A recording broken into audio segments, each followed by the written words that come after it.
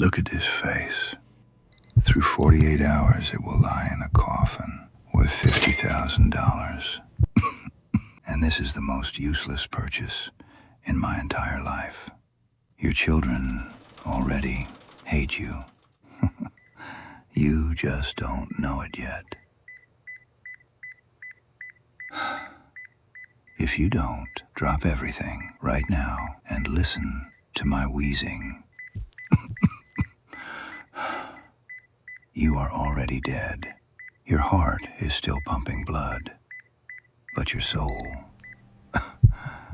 is gone. Yesterday, my grandson came into this ward. He's only 17.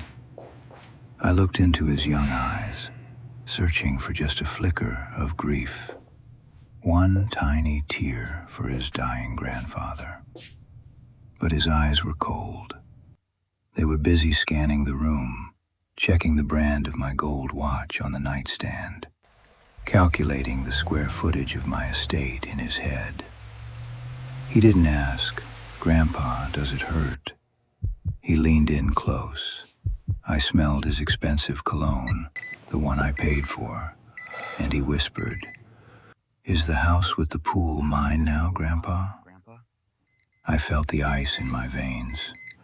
In that moment, I realized I've raised vultures. But why am I surprised? I was a vulture myself. I spent 40 years teaching them the price of $1, but I never, not once, taught them the value of a hug. I taught them how to count, but not how to care. I thought I was providing for them, building a legacy, but I was just buying their absence so I could work more. We teach our children to love money. We surround them with gold, and then we act shocked when they don't love us. You can't bribe a soul, my friends. Money only breeds more greed. It's a hollow currency. Only love breeds love, and I had none left to give. You think your child in that elite school is grateful to you? You think those expensive tuition fees buy you a place in their heart? No. They hate you. They hate you for every missed dinner, for every birthday you missed because of a urgent deal, for every bedtime story you were too busy to read. I remember my daughter's wedding day. 600 guests. White roses everywhere, a cake that cost more than a family car. I stood there, looking at my little girl, in my $5,000 tuxedo, feeling like a king. I walked up to her with a check for $1 million. It was my way of saying, "I love you," in the only language I ever mastered, cash. I waited for her to jump into my arms, to call me daddy and tell me I was her hero. But she didn't. She just took the paper, gave me a nod as cold as a grave, and turned back to her important friends. She didn't even touch my hand, not even a graze. For her, I wasn't a father anymore. I was just a walking, breathing ATM in an expensive suit. I was the man who paid for the party, but wasn't invited to the soul. I erased myself from her life for my own money. I replaced my presence with paper. I look at my hands now. They are so thin, so empty. I spent a lifetime filling my bank accounts, thinking that one day I'd have enough to buy back their love. But time is the only currency that doesn't have an exchange rate. I am a billionaire, dying in a golden cage. And the worst part is, my daughter isn't the only one I lost to my ego.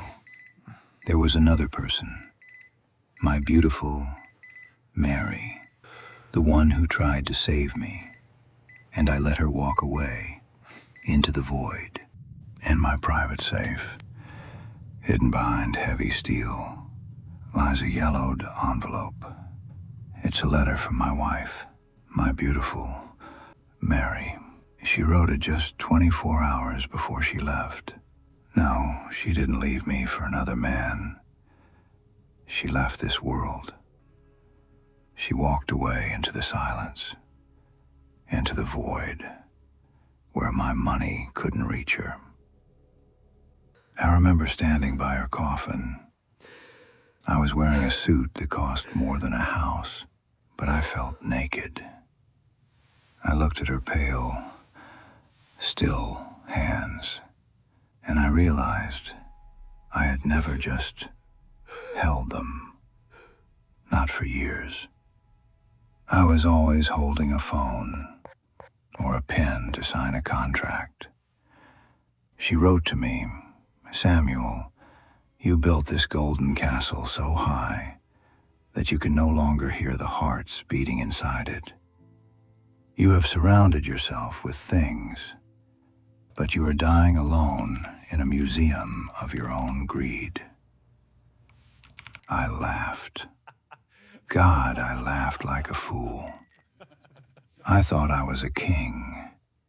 I thought she was just emotional. But look at me now. I am pressing this brittle old paper to my lips, trying to catch the ghost of her scent. But it smells like dust. Only dust. I have $1 billion. I can buy the best doctors, the most expensive silence, but I would give every single cent for just 1 minute to feel her warm palm on my cheek without these horrible, cold medical gloves. I traded her heartbeat for a stock market ticker, and in a moment, I will tell you the exact number that devoured my soul. And I promise you, it looks exactly like the balance on our bank accounts right now. Because that is the price we are all selling our lives for, without even realizing it. Let me tell you how much my soul was worth. You were lied to. We were all lied to. They told us that success requires sacrifices, but they forgot to mention that the only thing the system truly wants is your soul. I swallowed mine whole in 1998 for the sake of a director's chair, for a mahogany desk that felt like an altar, where I slaughtered my time. I thought I was building an empire, but look at me now. I was just building the most expensive sklep in the world. To lie here, under the rhythmic, hollow beep of this machine. Every beep is a second of my life I can't buy back. And I have billions, yet I can't buy a single tick of that clock. I am not asking you to quit your job. That would be foolish. We live in a world where you must provide. You must fight for your family's comfort. But I am asking you to stop being just a piece of furniture, a tool in someone else's game. Earn your millions, build your towers, but for God's sake, stay human. Don't let the money become the only language you speak. I promised you a number, the one that devoured me. It's the number of hours I spent being busy while my life was actually happening without me. Look at your bank account. See that balance? To the world, it's your worth.